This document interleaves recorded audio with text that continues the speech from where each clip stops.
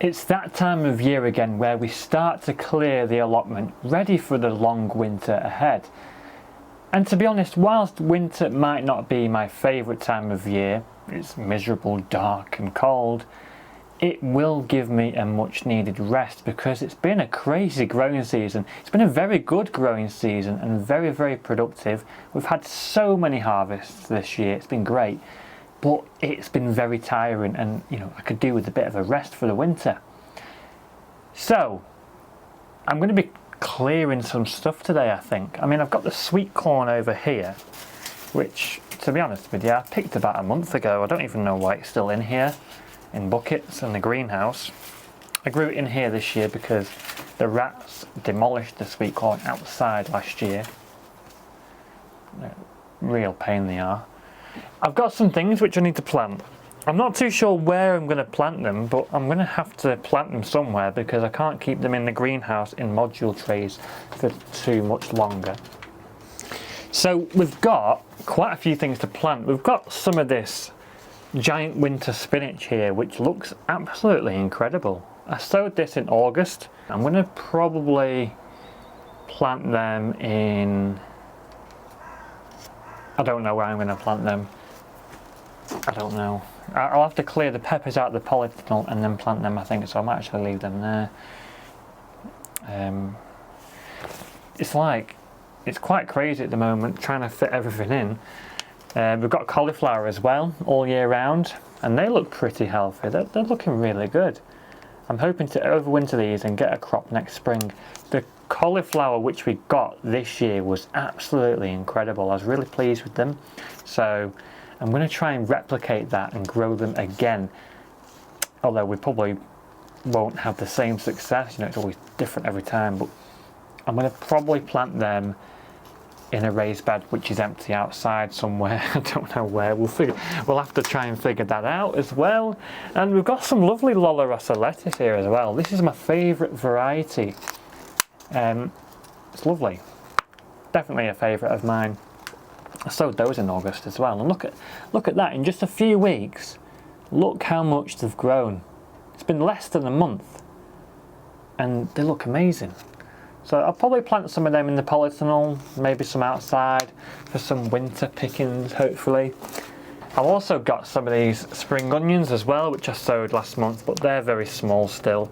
I'm going to leave those for another month or so before I put them out, I think, and overwinter them.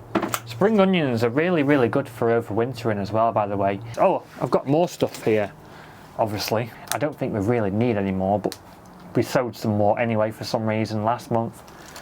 Beetroot.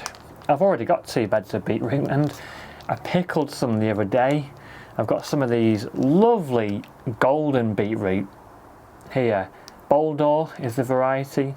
These have a really interesting appearance. They do look really nice, but the flavour that they have as well is delicious. They really are worth growing. I'll be growing them again next year, I think.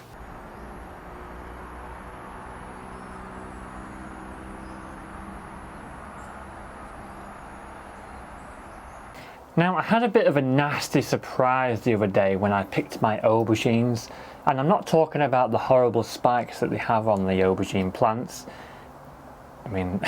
They are really, really sharp, by the way, and I've caught myself a couple of times on them. No, I'm not talking about, ow, just got myself again.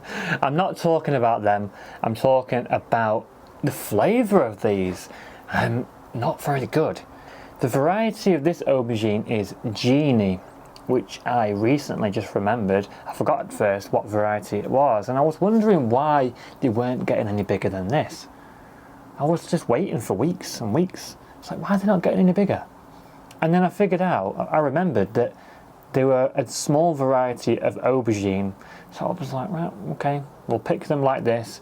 I took them home, cut them up to use in cooking, and I tasted some, and it was absolutely horrendous. Like, it was incredibly bitter. It was like I was eating a battery or something. Like, I don't know what a battery tastes like. No, it just tasted really, really bitter, like very, very strong bitter. So much so, it actually burnt the back of my throat as well, and I had to have a drink of water to get rid of the taste, and even an hour or so after I could still taste it, and I still had that burning feeling at the back of my throat from aubergines. Now, I did a bit of research on Google, and I read something about the seeds becoming bitter when left on the plant too long. I didn't see anything about it being toxic, but still, I am not eating them when they taste like that. They were really, really nasty. It's a shame because they're nice aubergines, you know, small ones, but very, very nice.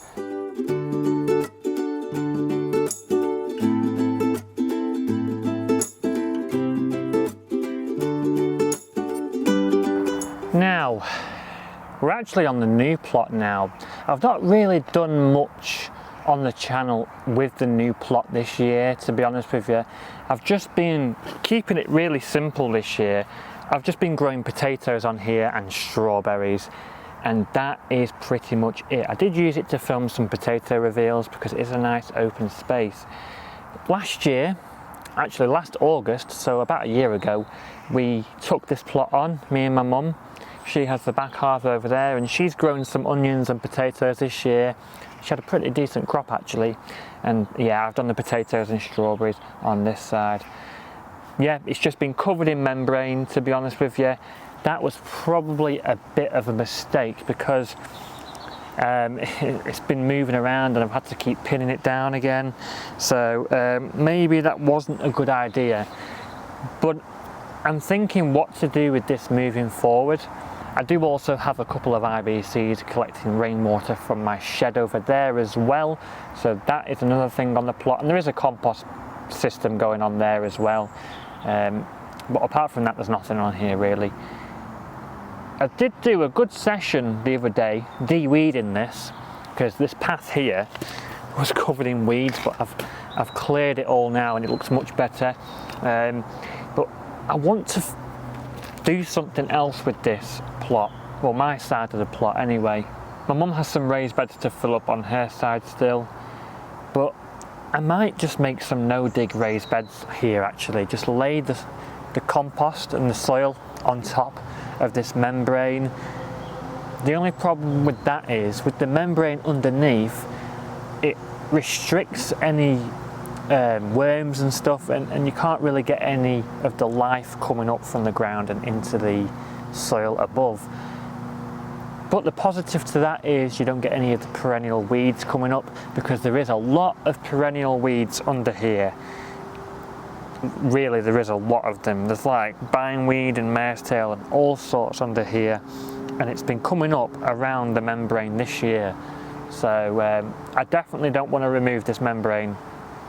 I want to keep it down here, but maybe I might put some raised beds on here as well. Maybe I might grow loads of outdoor tomatoes in no-dig beds on here next year.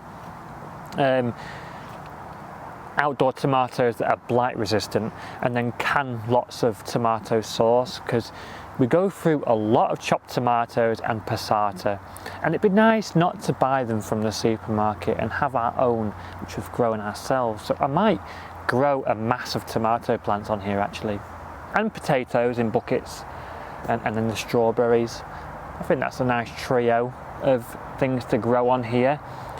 Alternatively, I could put another polytunnel on here, maybe. I mean, that's a lot of work.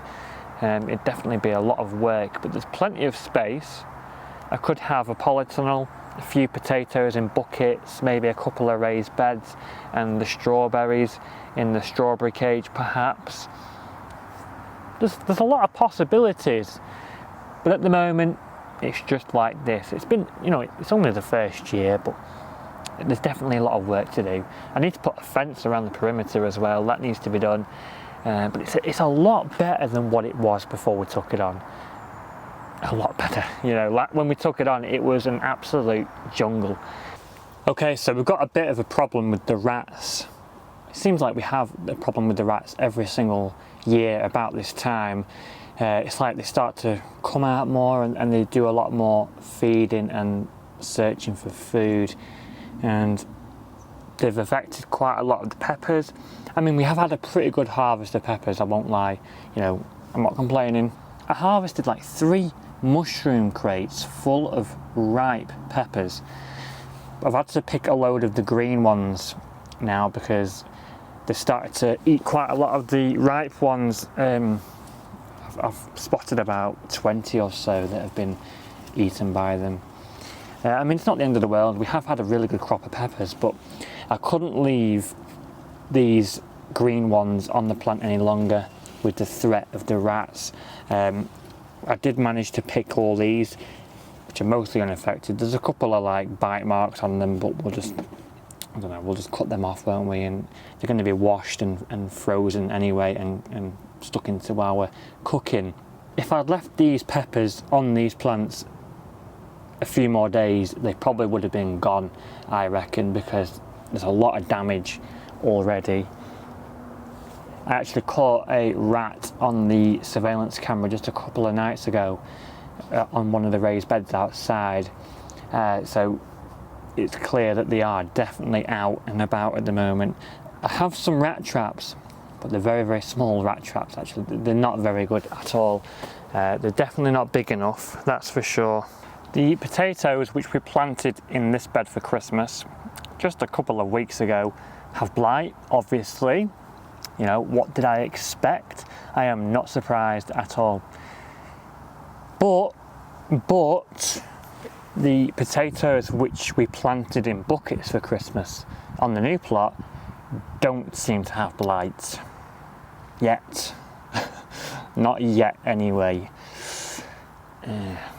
Yeah, I'm gonna have to keep them protected. I can't see any.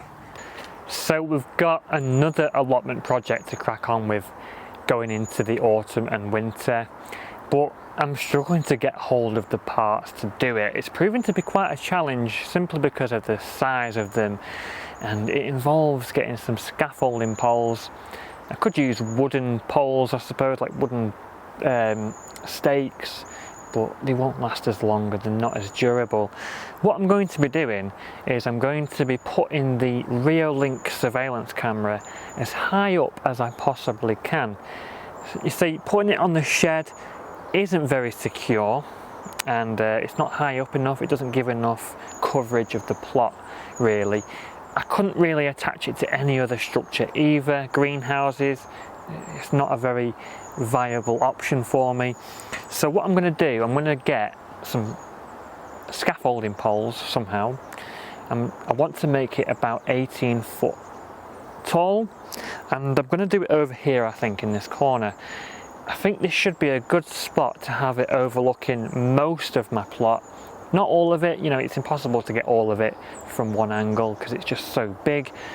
But that's what I want to do here. And I've got a bit of an idea which I think will be really, really interesting and cool if I manage to pull it off. Now, the surveillance camera has an option to time lapse, and you can do it for pretty much as long as you want. So what I'm going to do, hopefully, is time lapse my allotment from January through to December next year.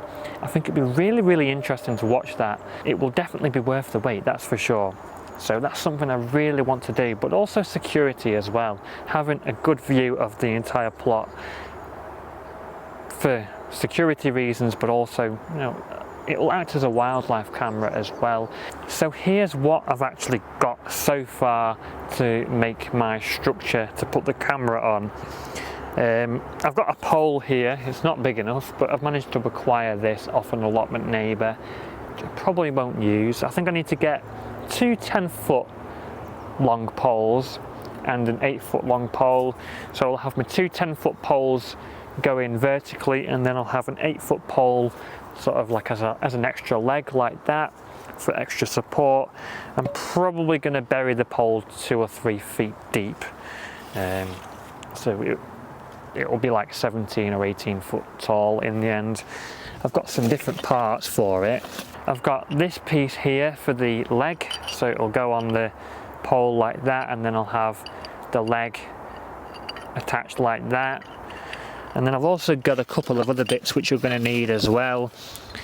There's this joiner for connecting 2 10-foot poles together. We've also got the pieces for attaching the camera itself and the solar panel as well, so they'll be attached to the pole like that, and then this bracket will be attached to probably something else which will have the camera and solar panel on. I've got two of them, so they'll sort of be like that. One will have the solar panel on and the other will have the camera on. I just need to figure out what I'm going to attach to this, because it'll have to have like a board on it or something like that, or something sturdy enough to attach the camera and stuff onto it like that. And then of course I've got a stopper for the top as well, stop rainwater going in. So that's a project which I'm going to do when I manage to get my hands on some poles, which is proving to be a nightmare because I can't fit them in my car and I don't know anyone with a van. So it's a bit of a pain. I tried getting some locally. There's someone that is local who's selling them because he wants to get rid of some, 80p a foot, but they want to charge me £50 for delivery, and we're only down the road. I'm only buying like 3 poles and they want to charge me 50 quid. I suppose they're going out of their way and they're spending time delivering them, but it's just not a viable option. You know, that cost me like 80 quid just for 3 poles. You know, that's not very cost effective and it's just not an option. So yeah, I got them pieces online and they didn't cost much. They only cost me like 20-30 quid or something like that. I'm going to spend probably 20-30 quid on the poles, and then that should be a very good thing to have on the plot.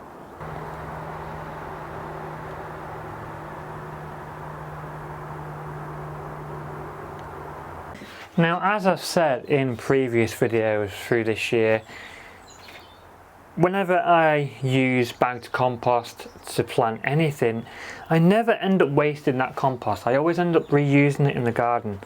I've got the sweet corn in buckets at the back. The buckets are filled with compost. I'm going to clear them out, and the compost that's left over, I'm going to put them in my raised beds. So it's not going to be wasted. And the same with the grow bags here. I've got a tomato plant in grow bag here, which is finished now. I'm actually going to take this out because yeah, the plants are finished. I've just picked the last few tomatoes from it. Ow! What the f was that? I don't know what that was. It was sharp though. And even with these ones here, these tomatoes, these are the experimental ones where I grow 3 different tomato plants, the same variety, all of them in the same size bucket, same compost. The only difference is I feed one with Tomarite tomato feed, one with urine, and one just with nothing. And I'm not going to give too much away, but the results are very, very interesting. And these are coming to an end soon, so I'm going to just let the last few fruits ripen, and then hopefully in the next few weeks I'll be able to release an entire video going through the entire process and going through all the results. I wanted to do that this year to see if urine is a good substitute for tomato feed. So all will be revealed very soon.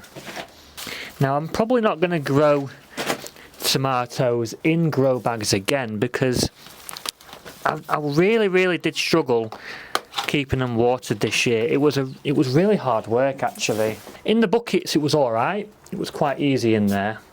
These just dry out so quick. But you've got to try things, haven't you? You know, I've never tried grow bags before, so this is the first time. So yeah, the compost from these grow bags will just top the beds up, to be honest, or it'll definitely be reused again next year for sure. It's not going to go to waste. So I'm just going to the sweet corn buckets to clear them out, and I've discovered something very shocking, which I never even noticed. How on earth did this happen? I don't know. But look, this sweet corn here, I mean, we harvested some good sweet corn in here and they were untouched, but it looks like one of them has been attacked by rats or something, because look at it, it's been stripped bare. How has that happened? Because, you know, I think when these were growing, they had the door closed. Acrobatic rats or something? Like, were they climbing through the windows? Because the vents would have been open.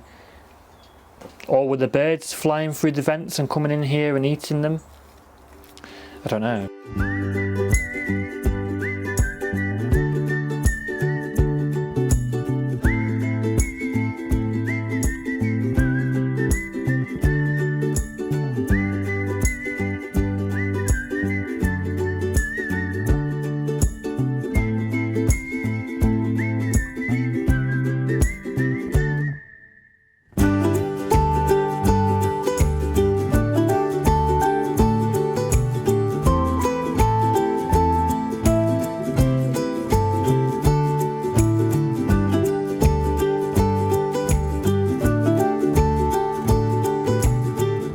These beds are fresh. I only built these last winter and filled them up early this year, so there has been quite a lot of shrinkage.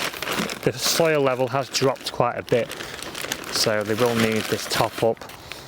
I'll spread that out when I harvest whatever's in here.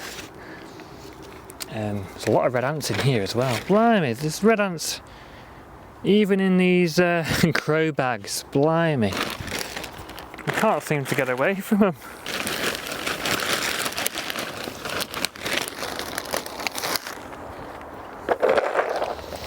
Okay, so there we go. I've actually thrown a few buckets of spent compost from growing the sweet corn. I've just thrown them in different beds around the plot to fill them up. So again, whenever I buy compost bags, they're never going to be wasted. They're always going to go back into the plot after it's been used in some way or another.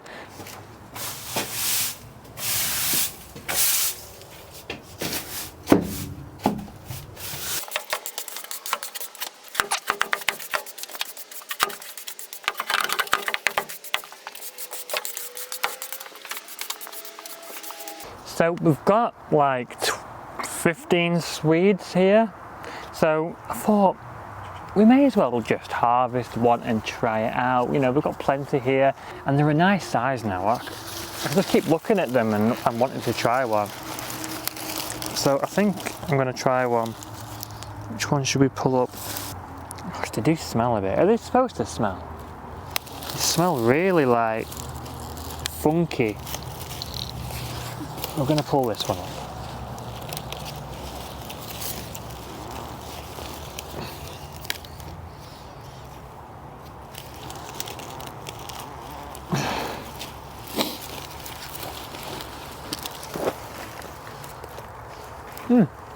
That's not too bad at all, is it? I'm going to just I'm just going to top and tail it though.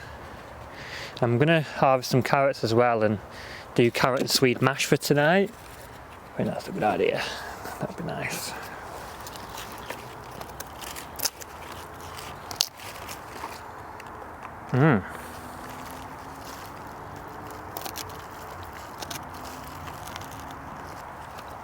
There we go. That's not too bad at all, is it? That's actually quite good. There are some smaller ones in here, of course, but I'm hoping we can save some for winter and for Christmas as well. Hopefully make some nice winter stews with what's left in here. Not too bad. Are these supposed to smell though? Because they do smell quite funky, some of them. Okay, we're going to harvest some carrots to go with our Swede. Carrots have done really well this year. We have many more. We've got 2 beds of them, so we've got no shortage of them. We've noticed the slugs are starting to eat the tops of them a little bit, so I'm going to try and harvest any that are damaged first. Like here. You know, that's a bit of a pain, isn't it? It usually happens a lot at this time of year when all the slugs are starting to feed on them, because they're going to be laying their eggs and stuff for the winter.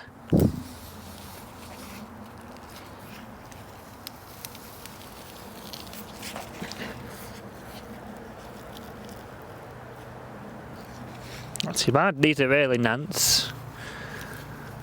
at the front. I'm just going to be harvesting these ones for now.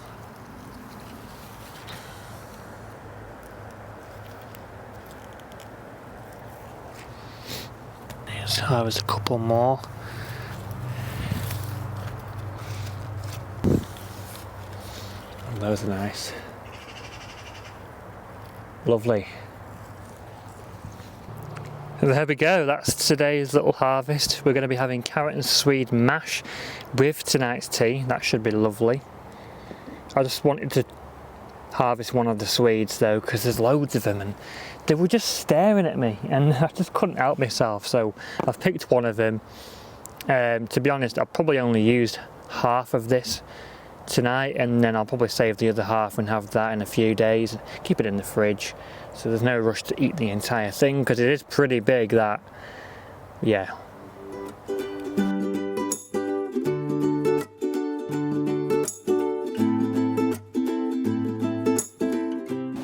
Okay, so goodness me, they've just completely been taken out by the blight now.